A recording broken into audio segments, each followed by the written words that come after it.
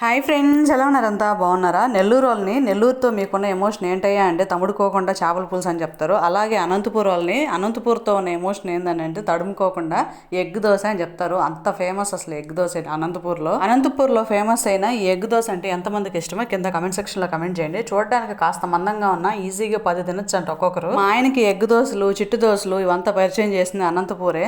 ఒకేసారి చూడండి 12 దోశలు అవలీలుగా వేసేస్తున్నారు. వీటిలో పొడి చల్లుతారంట. అది వేస్తే ఇంకా అసలు ఏ క్లాస్ గా ఉంటదంటే ఎగ్ దోశ అయితే. బహుశా ఈ దోశలు పిండి ఇడ్లీకి వేస్తాం కదా మనం, పిండి ఆ పిండితో చేస్తారనుకుంటా. మెత్తగా అసలు భలే ఉంటాయంట. మా వారు చెప్తా ఉంటారు.